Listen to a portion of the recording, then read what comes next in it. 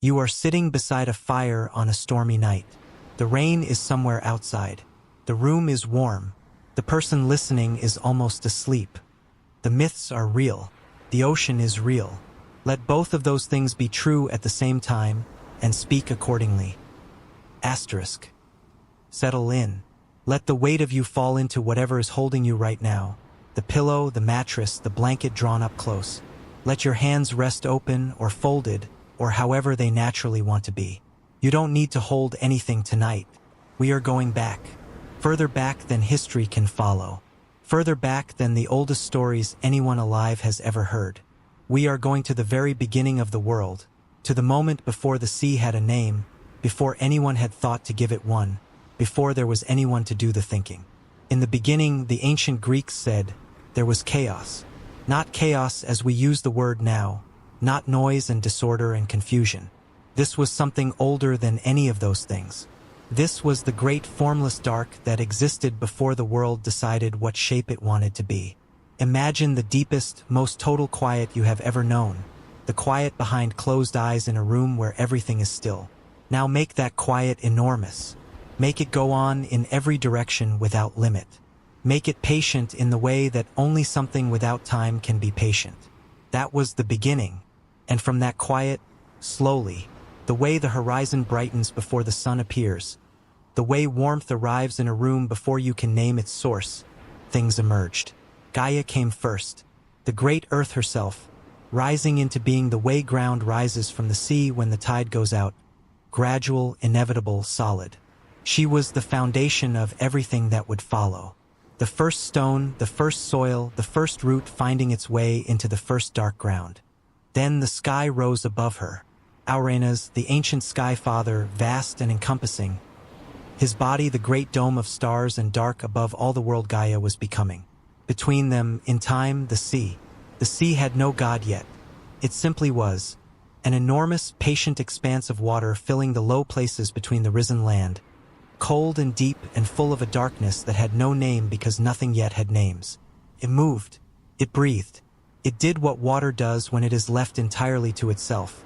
It settled and shifted and circled and waited. The sea waited a very long time for its god. From Gaia and Uranus came the Titans. 12 great beings, enormous and powerful, born in a time when the world was still deciding what its laws would be, when everything was larger and less defined than it would later become.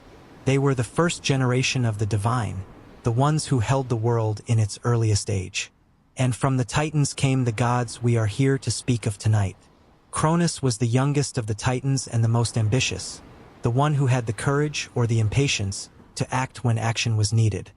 His father Uranus feared his own children, feared what they might become, and kept them from fully entering the world. Gaia, who had borne that suffering long enough, offered Cronus a blade of gray flint. He took it, and the age of Uranus ended. Cronus became king. He ruled in the age the poets called golden, a time of ease and abundance, when the earth gave freely and the weather was gentle and the world had not yet learned what struggle was. He ruled beside his sister Rhea, and together they were the parents of the next generation, the gods. But Cronus carried his father's fear like a stone in his chest. A prophecy had been spoken, the kind of prophecy that lodges itself in the mind and will not be dislodged. Your own child will overthrow you, as you overthrew your father. And so Cronus did what frightened kings do when they are more afraid than they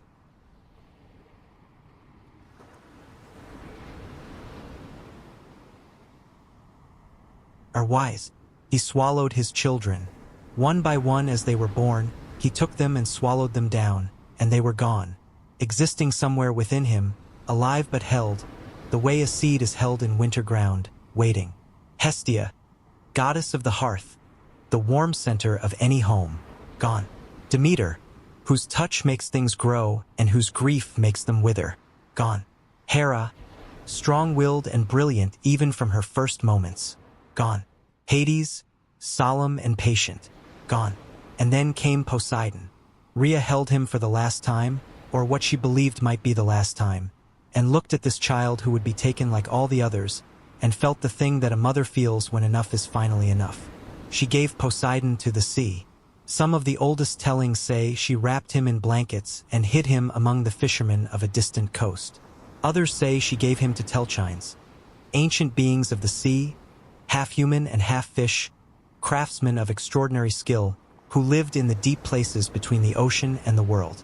Still others say that Rhea lowered him into the sea herself, and the sea received him, kept him safe in its depths in the way that deep water keeps things, cold and dark and preserved, beyond the reach of anything above.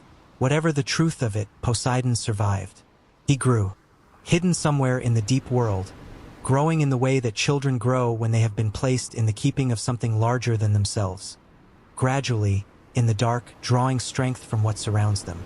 And Rhea, left to face Cronus once more, wrapped a stone in blankets and handed it over. Cronus, without hesitation, without inspection, swallowed the stone. He did not notice, and so the ocean held its secret god. The sea kept the child who would one day rule it, growing in the cool and the dark and the deep, tended by creatures older than any temple, waiting for the hour when the world above would be ready for what was coming. The youngest came last. Zeus, the final child of Rhea and Cronus, was hidden differently. Taken to the island of Crete, raised in a cave on Mount Ida by the nymphs of that island, nursed by the she-goat Amalthea whose milk was rich and ancient, guarded by the Curetes who clashed their shields together whenever the infant cried so that Cronus could not hear the sound. He grew, he learned, and in time, with the help of the goddess Métis, she whose name meant wisdom, she who understood how to find a way where none seemed to exist, Zeus gave his father a draft that undid what Cronus had done. And they returned. Poseidon, full grown now, came out of the darkness of his father's stomach as the others did, or perhaps he came out of the sea where he had waited, rising through the water in the moment of his freedom, breaking the surface into a world that finally had a place for him. However it happened, when he arrived, he was complete. He was himself. He was ready. He stood beside his brothers and sisters on the surface of a world that was still entirely in the hands of the Titans, and they looked at each other for the first time as a family. These 6 beings who had been separated since birth, who had grown in their different hidden places and arrived here together, and who now faced the enormous question of what came next. What came next was war. The Titanomachy, the ancient Greeks called it, the War of the Titans, and it was the largest conflict the world had ever contained. But let us not dwell on the noise of it.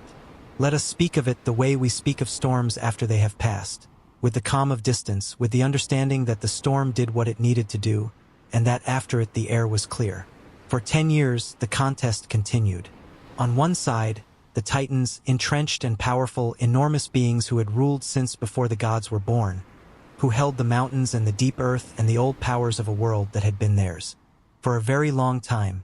On the other, Zeus and his siblings, young gods with everything to gain, who had among them the particular energy of things that have been held too long in a closed space and have finally been released.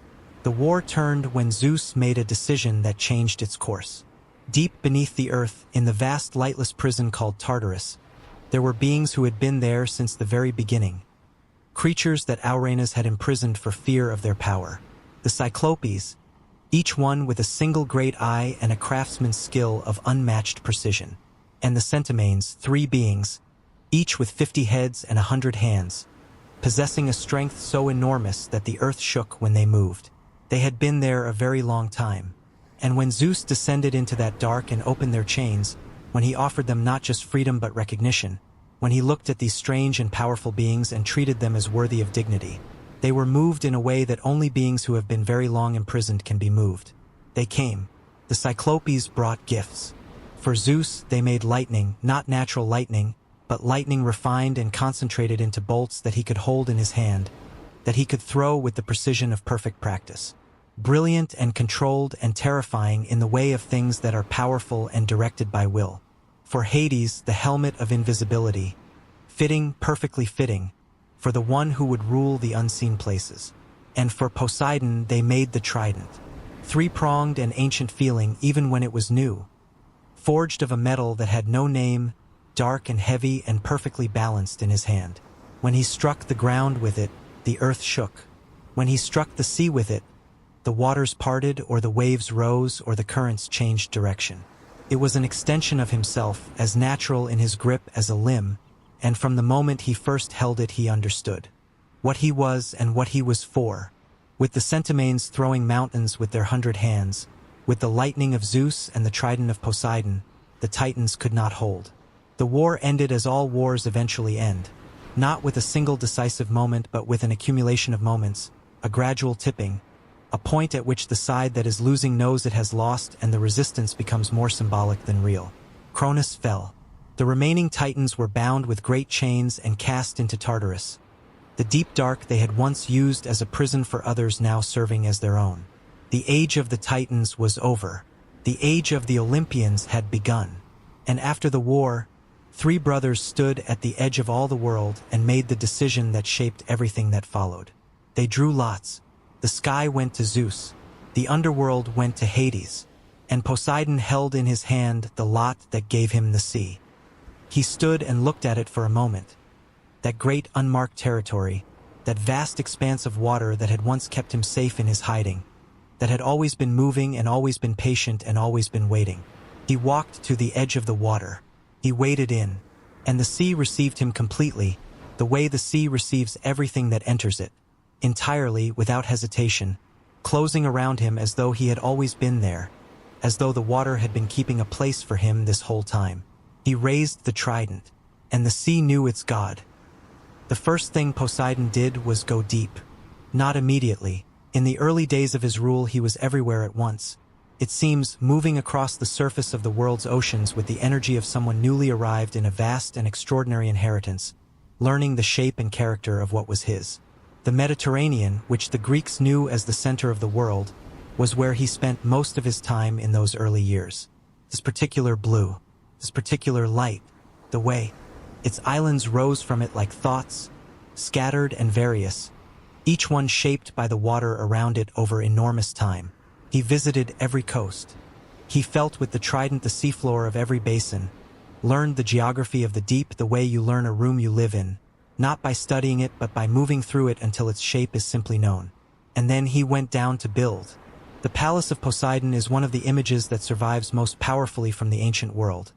Not because anyone had seen it, not because any diver had descended far enough to find it, but because the imagination of the Greeks created it so vividly in the old poems and the old stories that it became as real as anything above water.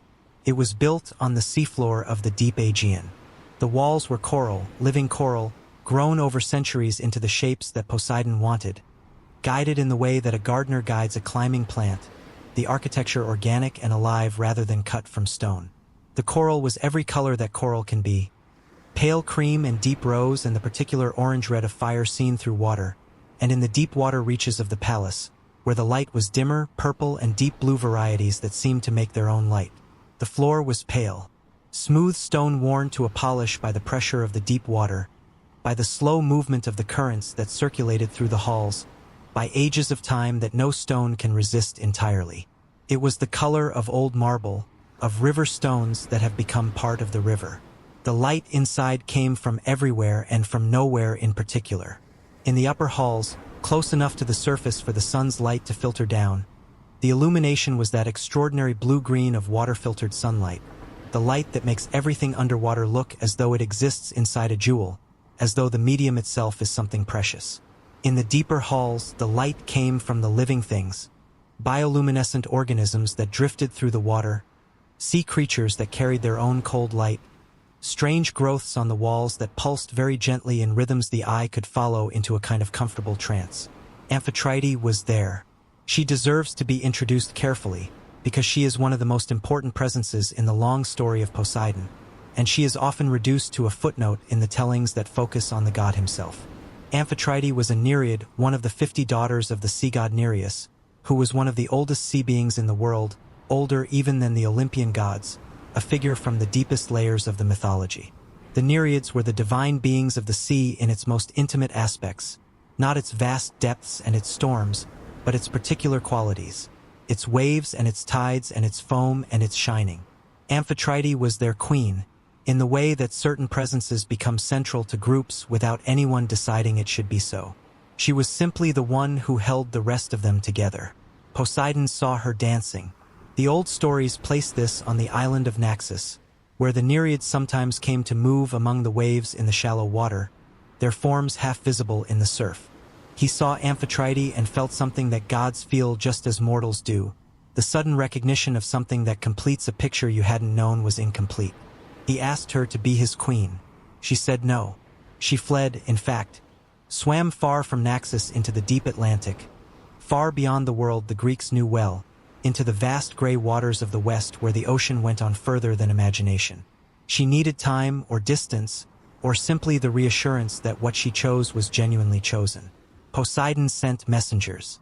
He sent many, but the one who finally succeeded was a dolphin, and this is one of the most tender moments in all of his mythology.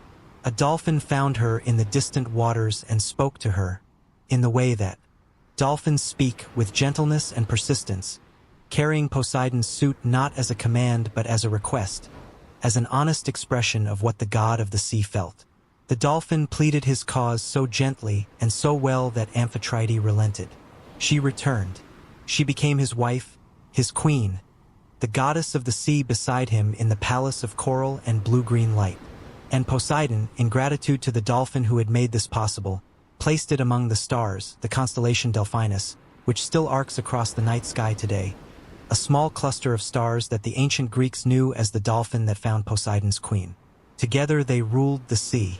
She was not a lesser presence in that ruling. She was the sea's gentler face, the force behind its calm days and its smooth waters, the presence invoked by sailors who hoped for fair weather rather than foul. Their son Triton became one of the most recognizable figures in the world's ocean mythology, a being half human and half fish, who carried a great conch shell and blew it to command the waves. When Triton raised the conch to his lips and blew, the sound carried across every ocean simultaneously, and the waves responded, rising or falling, growing or easing, according to what his breath commanded. The sound of a conch shell blown over open water carries that association still. Something ancient in it. Something that speaks of depth and of divine authority and of the sea obeying something larger than itself. There is a story about Poseidon and the horse that tells you more about him than almost any other. In the age before horses were common in Greece, before they had been tamed and bred and learned by the people who would come to depend on them, there was a contest. A competition between two gods for the patronage of a great city being built on a rocky promontory overlooking the sea, a city that would become the most celebrated in the Greek world. Athens, the gods Poseidon and Athena both wanted to be the city's patron, to be the divine figure to whom its people would pray and build their temples, whose name would be spoken in the city's daily life. And since gods cannot simply take a city's devotion by force, devotion is a thing that must be given, not seized. It was decided that each god would offer a gift to the city, and the people of the city and perhaps the other gods acting as judges would choose. Poseidon came to the Acropolis, that great flat-topped rock above the sea, where the city's most sacred places were built. He raised his trident and struck the rock with it. The stone split, and from the crack in the rock water surged upward. A spring, bursting from the solid stone of the Acropolis where no spring had ever been. The people gathered around it marveled at the force of it, the clear water rising from the rock at the god's command. They tasted it. It was salt, seawater, rising through the stone from below, carrying the taste of the sea that Poseidon commanded. And the people of the proto-city understood what they were being offered. They were being offered the sea, the power of the sea, the trade routes of the sea, the fish of the sea, the wealth and the danger and the limitless horizon of the sea. A god of the ocean claiming a city built on a rocky hill was offering them the greatest thing he knew. Athena offered an olive tree. She pressed her hand into the stone of the Acropolis and an olive tree grew from it. A full tree, immediately fruiting, its branches spreading in the thin air of the high rock, its roots somehow finding purchase in the thin soil of the hilltop. An olive tree was food and oil and timber and trade, was the symbol of civilization and agriculture and the long, patient cultivation that distinguishes a settled people from a wandering one. The people chose the olive tree. They chose Athena. The city was named Athens, and Athena's temple, the Parthenon, gleaming white on the Acropolis, became one of the most celebrated buildings in the ancient world. Poseidon was not pleased. The old stories say he flooded the land around Athens in his anger, the whole plain of Attica covered by seawater, the The fields and the roads and the lower parts of the city all drowned beneath the gray-green waves until the gods intervened and the waters were persuaded to withdraw. But here is the other part of the story. The part that happened after the contest in the long time that followed. Poseidon did not give up his relationship with the region.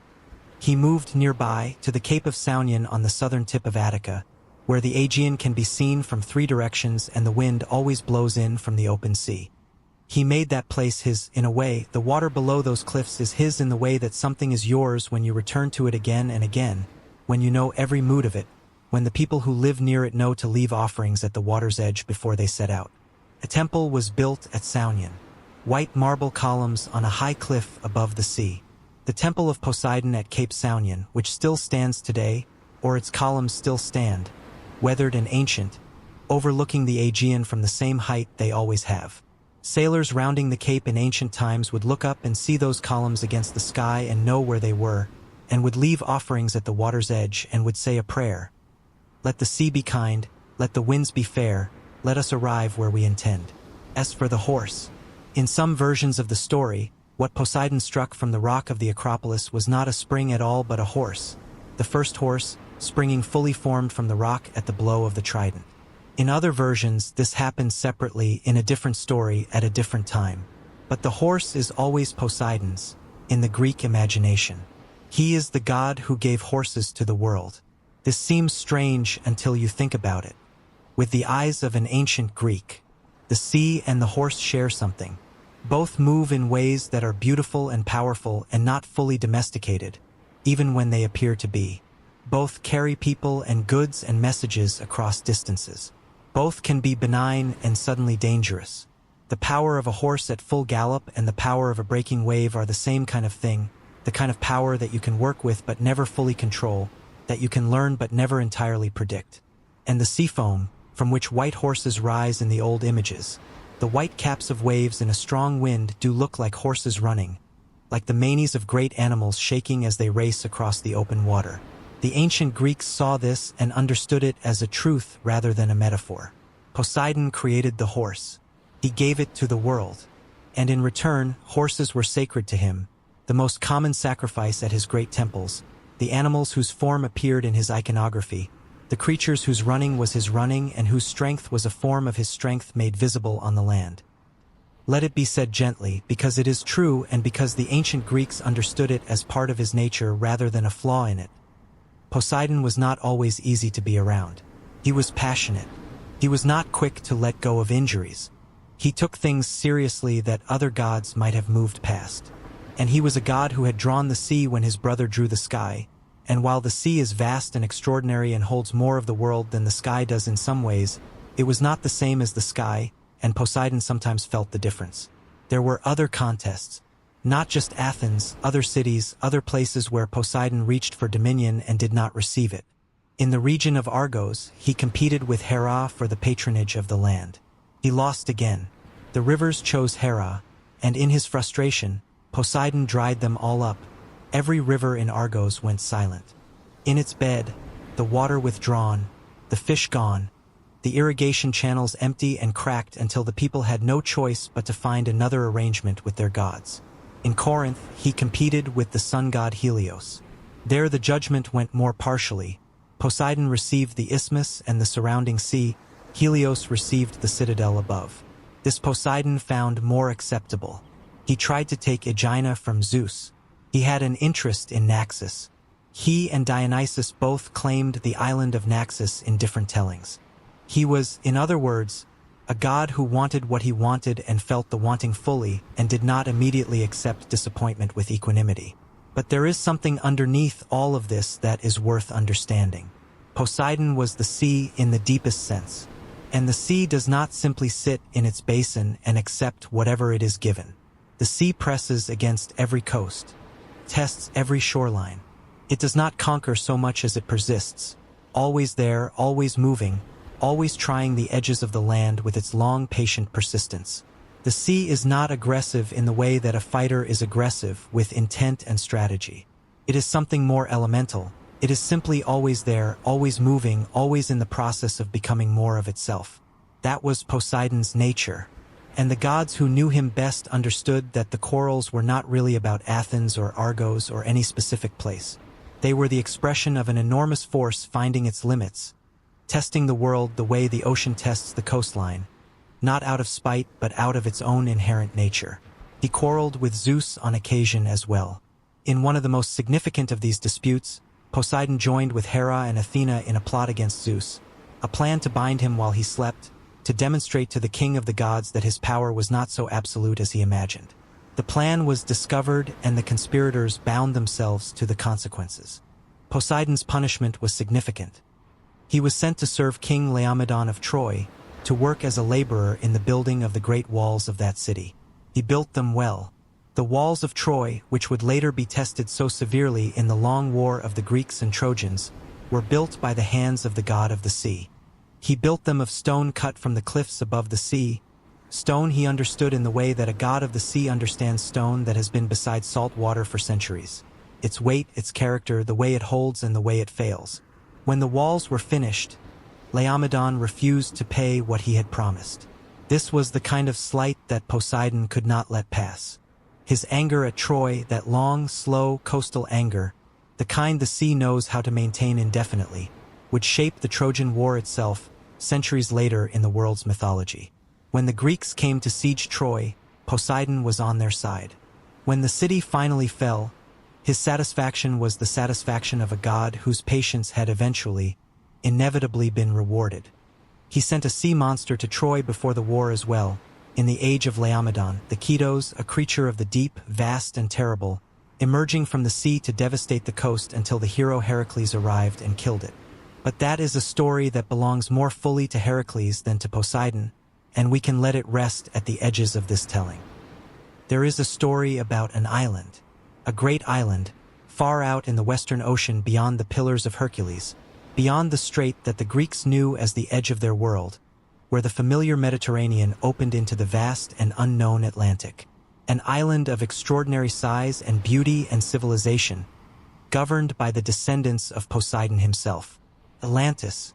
Plato wrote it down in the dialogues called Timaeus and Critias, and scholars have argued about it ever since. Was it a real place, a genuine memory of something that had existed? Was it allegory, a philosophical story dressed in the clothes of history? Was it a garbled echo of an actual catastrophe, a real island destroyed by earthquake or volcanic eruption or the slow rise of the sea? No one knows. But for our purposes tonight, the story itself is what matters. And it begins, as so many things begin, with a god and a mortal woman. Her name was Cleito. She lived on the great island before it was great, before civilization had come to it, when it was simply an island of hills and plains and forests and the clean air of the open ocean.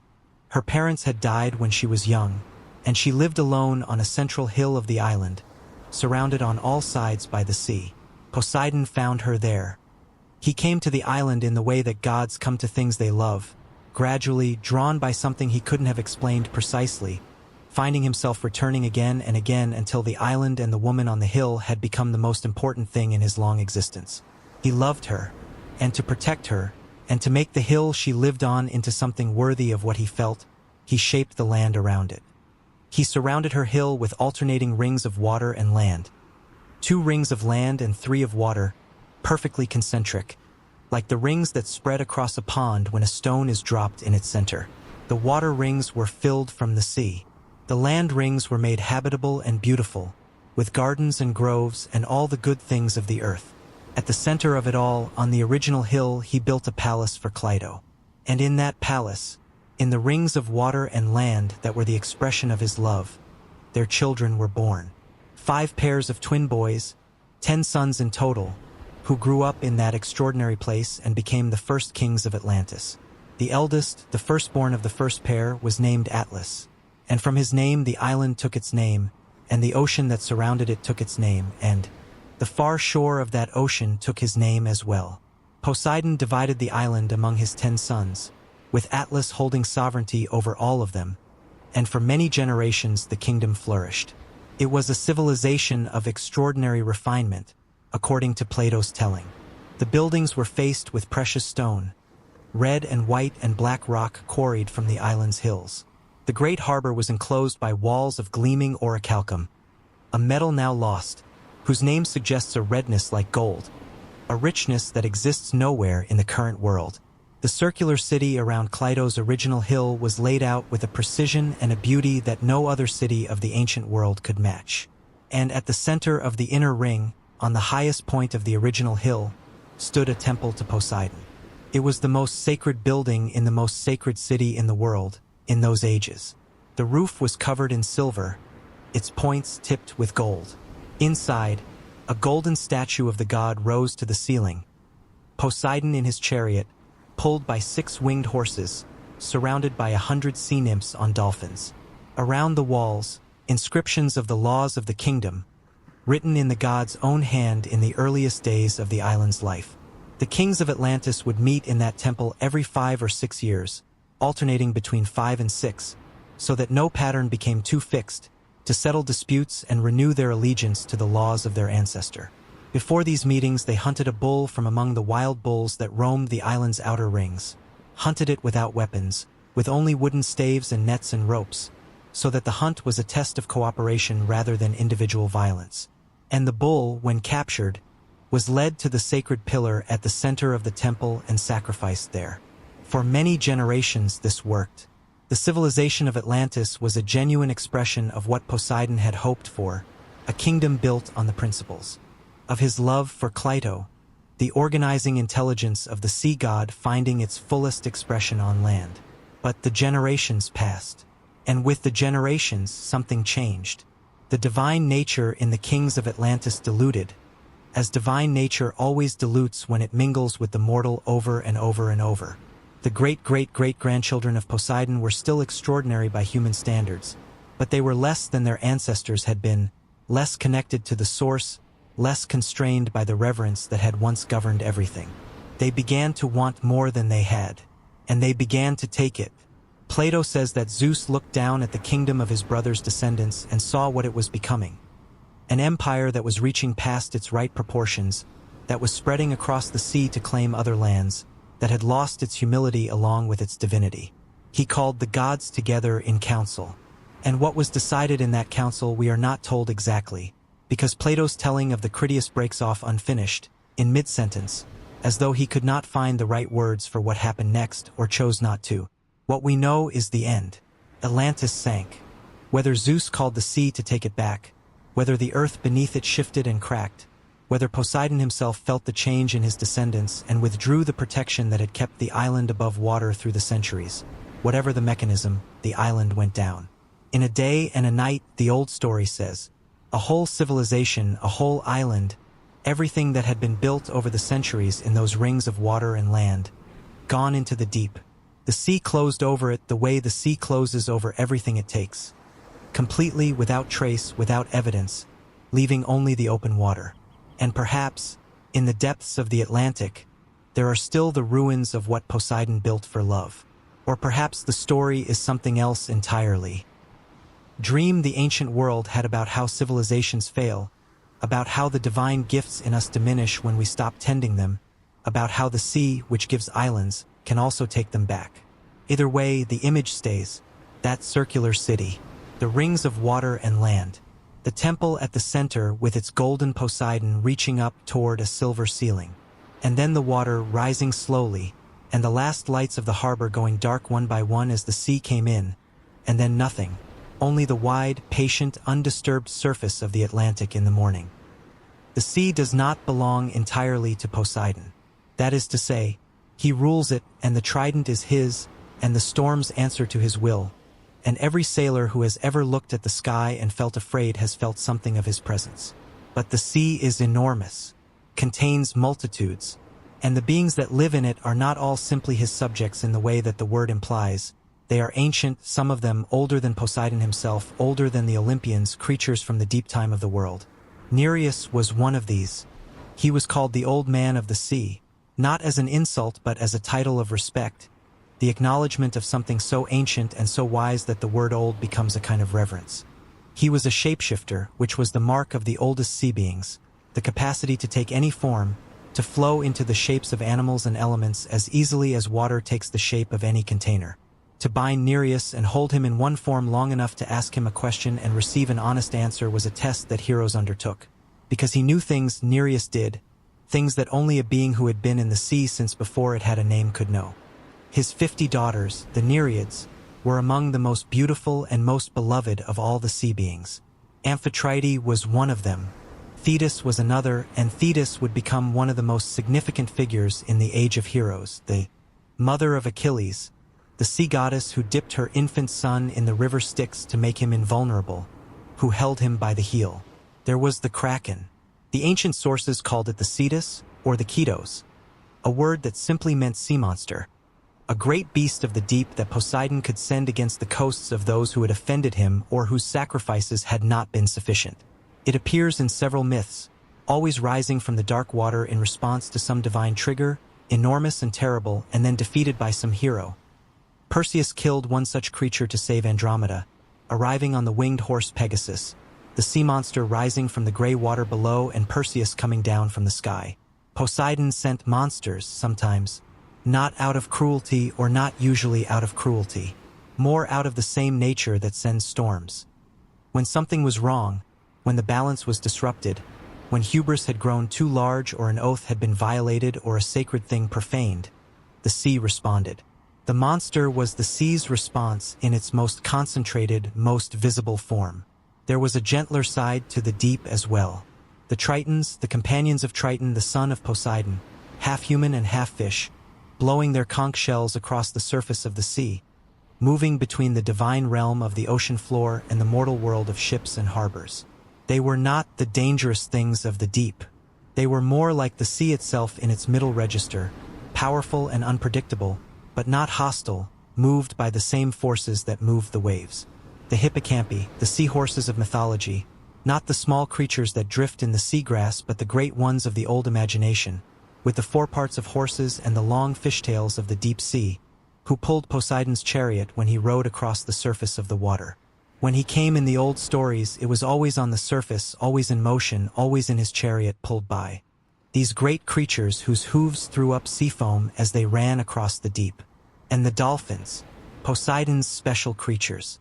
They appear in his mythology again and again, the dolphin that found Amphitrite, the dolphins that dance in sea nymph stories, the dolphins that accompany the god's chariot.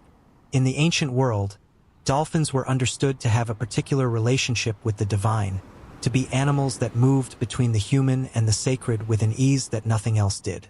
They saved drowning sailors in enough actual accounts that the stories felt like more than myth, felt like evidence of a protective intelligence in the sea, something that cared whether people drowned or survived.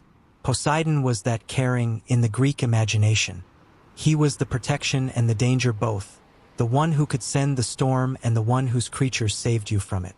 Not contradictory in the way it might seem. The ocean is both things simultaneously, has always been both things. Of all the long stories in which Poseidon plays a role, the story of Odysseus is the one in which he is most continuously present. Not as a participant exactly, but as a condition. As the weather, the current, the force that must be reckoned with every day of a 10-year journey home. You know the broad shape of it, perhaps. The Trojan War had ended. After 10 years of siege, Troy had fallen. Through the stratagem of the wooden horse, through the patient cunning of Odysseus, who had been among the greatest of the Greek commanders and who was now, with the war over, trying to go home. Home to Ithaca, his island kingdom in the western Aegean. Home to his wife Penelope and his son Telemachus and the life that had been waiting for 10 years in his absence. It should have taken weeks. Took 10 years. The reason was a moment of hubris that Odysseus could not resist. In the course of his wanderings, he and his crew came to the island of the Cyclops, those great one-eyed creatures who had once lived as prisoners in Tartarus and who had been given their freedom in the age of the gods but who had since scattered to remote places and lived as they wished, without law, without community, without the structures that other beings built around themselves. The Cyclops they encountered was named Polyphemus, and Polyphemus was the son of Poseidon. The story of what happened in that cave, the blinding of Polyphemus, the escape under the bellies of the sheep, the cunning of Odysseus who told the Cyclops his name was nobody so that when Polyphemus cried out to his neighbors that nobody had heard him they laughed and went back to sleep. This is one of the oldest and most vivid tales in the Western world. But the moment that mattered for what followed was at the end. When Odysseus and his men had escaped and were back on their ship and sailing away, Odysseus, in that particular way he sometimes had of winning brilliantly and then immediately diminishing his victory, called back to the Cyclops. He gave his real name. It was not nobody who blinded you, he shouted across the water. It was Odysseus of Ithaca. He wanted to be known, wanted the victory properly assigned. Polyphemus, in his pain and his fury, raised his hands and prayed to his father, to Poseidon. He asked the god of the sea to curse Odysseus. If he must reach home at all, let him arrive late and alone and miserable. Let him lose all his companions. Let him find nothing but grief when he finally arrives. Poseidon heard. A god of the sea, hearing the prayer of his son from an island that the sea surrounded, of course he heard. And so began the long obstruction. This is the quality of Poseidon in the Odyssey that Homer captures so carefully. He is not constantly present, not constantly sending storms or monsters or catastrophes, but he is always there as a possibility. The sea that Odysseus must cross is Poseidon's sea, and Poseidon has not forgotten what was done to his son. When Odysseus is on land, or held on an island by Calypso, or feasting with the Phaeacians who will finally bring him home, in those moments Poseidon is elsewhere, attending to his other domains, and Odysseus is temporarily beyond the reach of the sea curse. But when he is on the water, Poseidon notices. The great storm in Book 5 of the Odyssey is one of the most powerful descriptions of a storm in ancient literature. Poseidon, returning from a feast among the Ethiopians, looks across the sea and sees Odysseus on his raft, finally released by Calypso, finally making his way toward home. And the god's anger rises in the way that the sea's anger rises, not instantly, not explosively, but with a gathering quality, a darkening of the horizon, a deepening of the swells. He calls the winds. From all four corners of the compass they come, crashing into each other over the raft where Odysseus clings to the wood, raising the sea into mountains of water, mountains with valleys between them that look like the lowest places the sea has ever gone. Odysseus survives. He always survives. That is his nature, as stubborn and persistent as the sea's own persistence. But it costs him everything. The raft is destroyed. His companions of that journey are swept away. He arrives at the shore of Phaeacia clinging to a piece of wood, battered almost past the ability to move. And even then, even as Poseidon draws back, because Zeus intervenes, because Odysseus has suffered what his oath to Polyphemus required, because the gods have their own economy of justice, even then, the god of the sea is not quite done. He transforms the Phaeacian ship that carries Odysseus home, turns it to stone in the harbor of Phaeacia as punishment for their assistance, a reminder that the sea's authority is real and has not been set aside, only temporarily satisfied. Odysseus reaches Ithaca. He arrives late and alone and in disguise, everything that Polyphemus asked for. But he arrives. And in the great tradition of these stories, what happens next, the reclaiming of his home, the reunion with Penelope, belongs to the other gods and to the mortal courage of the man himself. Poseidon recedes. The sea lets him go. Across every coast where Greek ships sailed, temples were built to Poseidon. Not just the great temple at Saunion, though that was the most celebrated, smaller temples, roadside shrines, sacred springs near the sea, altars at the water's edge where fishermen left their offerings before casting their nets, where sailors poured libations of wine into the salt water before setting out on any significant voyage. The worship of Poseidon was not abstract. It was very immediate, very practical, born of genuine need. The sea in the ancient world was not a recreational space. It was the highway, the trade route, the only way to get from one island to another, from the mainland to the colonies in Sicily and North Africa and the Black Sea coast. Every amphora of olive oil, every bolt of purple dye, every carved statue and every bag of grain and every living human being being transported from one part of the world to another went by sea. And the sea could kill them. The Greek sailors knew this with a clarity that modern people, removed from the actual risk, have difficulty fully imagining. A storm in the Aegean or the Adriatic was not an inconvenience. It was a genuinely mortal event. The ships of the ancient world were not large. Wooden hulls, single sails, oars for when the wind failed or blew the wrong way, completely at the mercy of the weather in ways that no modern vessel can be.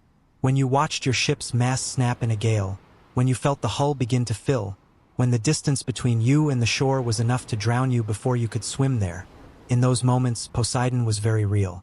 And so the temples were built with genuine devotion. The great temple at Cape Saunion was positioned so that it could be seen from the sea, deliberately, intentionally placed at the highest point of the southernmost Cape of Attica, specifically so that sailors rounding the point would see it. White marble columns against the blue of the sky, the home of the god watching over the water. The Isthmian Games were held in his honor. At the Isthmus of Corinth, that narrow strip of land between the Gulf of Corinth and the Saronic Gulf, the place where ships were sometimes carried overland on a stone trackway to avoid the long sail around the Peloponnese, there was a great sanctuary of Poseidon, and the games held there every 2 years were among the 4 great Panhellenic festivals of the Greek world. Athletes from every corner of the Greek world came to compete at the Isthmus, not just for the prizes. The crown was pine at first, later celery, then pine again, modest by the standards of what was given at Olympia, but for the honor of winning in the god's presence, in the sanctuary beside the narrow water that connected 2 seas. The horses raced at the Isthmian Games. Of course they did. And the prayers of the sailors were specific in the way that prayers are specific when they come from genuine need. Let the winds be fair. Let the sea be smooth. Let this voyage end where we intend it to end. Bring us home. The last prayer was the most common of all, and perhaps the most human. The simple, ancient, repeated request of every person who has ever gone out onto the water and understood, viscerally, the difference between going out and coming back. Poseidon received these prayers from the deep. Whether he answered them, that was always the question. The sea answers in its own way, in its own time, following its own logic that is not human logic and cannot be petitioned out of its course by sacrifice alone. But the praying was real. The offering at the water's edge was real. The moment of standing at the shore before departure and acknowledging that what was coming was larger than you and that you needed something more than your own strength to navigate it. That was real and true, and it has not become less true in all the centuries since. The stories of Poseidon's loves and children are numerous. More numerous, in fact, than can be told in a single night. A consequence of his enormous domain and his enormous time, of the centuries and millennia in which he moved through the world's coastlines and islands and found, again and again, mortals and immortals who moved him. He fathered the giant Antaeus, whose mother was the earth herself. A strange union, a being born of the sea god and the earth goddess, a giant whose strength was renewed whenever he touched the ground, because the ground was his mother and she fed him through contact. Heracles eventually killed Antaeus by lifting him into the air and holding him there, separating him from the source of his strength, letting him weaken in the open air until he could no longer resist. But Antaeus, while he lived, was one of the most powerful beings in the world. He fathered Theseus. This one is worth staying with, because Theseus is among the most significant of all the Greek heroes, and his relationship with Poseidon threads through his life in ways both magnificent and heartbreaking. Theseus grew up knowing that his father might be divine. His mother Aethra had been visited by Poseidon before she married the mortal king Aegeus of Athens, and the question of which father, the god or the mortal, was the true one was deliberately left open in the ancient stories. Perhaps both in the mysterious way of mythology. Perhaps the divine and the mortal intertwined in ways that make the either slash or question insufficient. What Theseus inherited from Poseidon, if he inherited anything, was a quality of the sea. A fearlessness in the face of overwhelming odds, an ability to navigate the world's most dangerous passages, a patience under pressure that does not crack. Even when everything around it is cracking. He killed the Minotaur. He navigated the labyrinth. He defeated robbers and monsters along the road from Treason to Athens, and he unified the region of Attica, and he ruled as one of the great early kings of the city that bore the name of the goddess who had won its patronage from his father. And the heartbreaking moment came near the end of his story, on a ship returning from Crete. He had arranged a signal with his father Aegeus. If he returned from his confrontation with the Minotaur alive, he would change his sails from black to white, so that Aegeus, watching from the high place of the Acropolis, would know from a distance that his son was safe. Theseus forgot. Perhaps he was too full of triumph, or too exhausted from the ordeal, or simply the kind of person who loses small things in the wake of large ones. Whatever the reason, the black sails were still set when his ship rounded the Cape of Attica. Aegeus saw the black sails from the high rock of the Acropolis. He believed his son was dead. He threw himself from the cliff into the sea below, and the sea received him the way it receives everything. Completely, finally. That sea, which took Aegeus in his grief, was named for him, the Aegean. Theseus, arriving in the harbor to find his father gone and the city in mourning, understood what his forgetfulness had cost. This is one of the most human moments in all of Greek mythology. Not a divine catastrophe, not a monster or a curse, but a simple failure of attention with irreversible consequences. Poseidon's sea took his grandfather.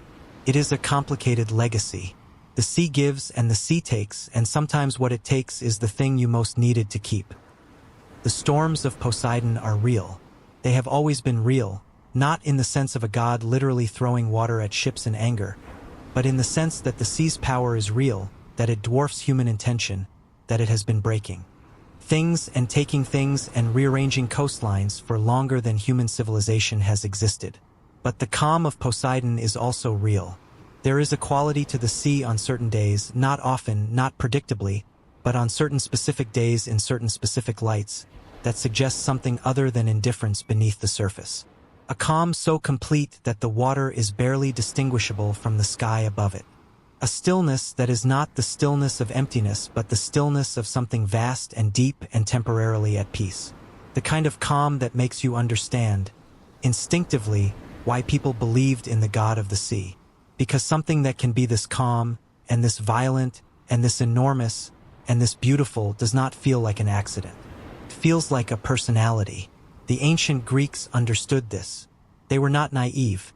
They knew the sea's weather came from natural causes, from the interaction of air masses and temperature gradients and the geography of islands and capes. But they also knew that knowing the causes did not explain the quality of the experience. Knowing why a storm forms does not make it less overwhelming to be inside one. Knowing why the sea is calm does not make the calm less profound when you are sitting at its edge watching it. They put a name on the personality they felt in the water. Poseidon. And the name has lasted, has survived the ages in which the temples on the capes were abandoned and the sacrifice of horses at the Isthmian Games became impossible, and the sailors stopped pouring libations of wine into the harbor before departure. The name lasted because what the name points to is still there, still real. Every time anyone stands at the edge of the sea and feels the particular sensation of something much larger than themselves. He is in the wave that arrives at exactly the moment you needed it to arrive. He is in the current that carries a ship further in a day than the wind could account for. He is in the whale song that carries through the deep water for thousands of miles, that ancient sound, that utterly unhuman music. He is in the dolphin that stays beside a struggling swimmer, in the sea glass polished to softness by decades of tumbling, in the tide that comes back, in the deep resonance that the ocean makes when all its other sounds are quiet, that low, patient chord that is the sound of something enormous in continuous, gentle motion. Come down now, one last time. Follow the path the water makes when it receives you, that gradual, unhurried drift downward through the blue-green layers, past the coral and the sea fans and the moving clouds of silver fish, deeper and deeper until the pale stone floor of Poseidon's palace comes into view below. The hall is quiet tonight. The storms that have been running across the surface of the Aegean for the past several days have calmed. Not ended, just rested, the way storms sometimes pause in the middle of themselves, gathering their nature, deciding what comes next. And in that pause above, the sea below is very still, and the hall of pale stone with its bioluminescent glow and its anemone-covered walls is at its most peaceful. He is here, sitting in the way he sits when the work of the ocean is neither urgent nor demanding, relaxed into the stone, the trident resting across his knees, his eyes somewhere in the middle distance between the near wall and something much farther away. He has been listening to the whales. They have been singing tonight, 2 of them, somewhere in the deep Atlantic far beyond the pillars at the edge of the world, their low frequencies traveling eastward through the water and arriving here in the hall as something felt more than heard, a presence in the chest rather than a sound in the ears. He listens the way you listen to something you know very well, with the comfort of familiarity, with the pleasure of returning to a sound that has always been there. That was there before you were there to hear it, and that will be there after. The coral of the walls grows, imperceptibly slowly, exactly as it always has. The light pulses, the living light of the deep-sea creatures, blue-white and steady and breathing. The great circulation of the world ocean continues in its long, patient loops. The Gulf Stream carrying its warmth northeast, the deep cold water creeping south along the abyssal plain, the upwellings along the coasts bringing the cold, rich, deep water to the surface where the fish gather and the birds dive and the fishermen cast their nets. All of this is his. Not in the way that a person owns a room or a city. In the way that the sea is the sea, utterly itself, utterly continuous, not belonging to anything but belonging to everything at once. He governs it not by controlling it but by being its truest expression, by being the thing that the sea was always going to become once the world decided that great things should have names. The whale song comes again. Poseidon closes his eyes. He is enormous. He is ancient. He has been here since before the cities, before the temples, before the sailors with their lanterns and their prayers. He was here when the first creature that could be called a fish moved through the shallows of an ancient sea on an ancient earth. He will be here when the last current has made its last circuit and the world's water has completed whatever journey it is making across the span of geological time. He is patient in the way that the sea is patient. He is present in the way that the sea is present. Always moving, always there. The bioluminescent creatures drift through the hall in their slow, living drift, each one pulsing its small light in its own rhythm. The collective effect of breathing, living illumination that makes the walls of coral seem to glow from within. Somewhere above, miles above, the surface of the Aegean under the rising moon. The moonlight falls on the water, and the water carries it in that moving, shifting way, spreading it, multiplying it across the surface, so that the whole sea glitters with 1,000 small lights, the moon becoming the sea, becoming the moon again in the reflection. A lantern-lit ship moves across that silver surface, very slowly, very small against the expanse of water. A merchant vessel perhaps, making its way between the islands in the night wind, its sails full and its lamps burning on the stern. The sailors sleep in shifts. The one on watch looks out at the silver water around the ship and breathes the night air of the Aegean, that clean, salt, open air that carries in it the smell of distance, the smell of the deep sea and the warm islands and the 1,000 years of ships that have sailed this same water on this same route under this same moon. He does not know if Poseidon is watching. He cannot know. But before his watch ends and he goes below to sleep, he pours a small measure of wine over the side of the ship. An old habit. His father taught him and his father's father before that. Pour a little into the water before you sleep. Say the name. He says the name. The wine disappears into the silver water. And deep below, in the hall of pale stone and living light, the god of the sea hears it or feels it the way you feel a note struck somewhere in the room, not always as a sound but as a shift in the quality of the air around you. He opens his eyes. He looks up through the layers of water, through the dark blue and the blue-green and the bright surface shimmer of the moonlit Aegean, toward the underside of that small ship and its sleeping sailors and the one still awake with his libation poured. And whatever Poseidon feels in that moment, gratitude or recognition, or simply the particular quality of being seen by someone small in a world made entirely of enormous things, it passes through the god like a current. He settles back. The hall is very still. The wave arrives, very gently, and withdraws, and you go with it, down into the good dark, the patient dark, the dark that holds everything that the world has ever sent it, and keeps it safe and lets it rest. Sleep,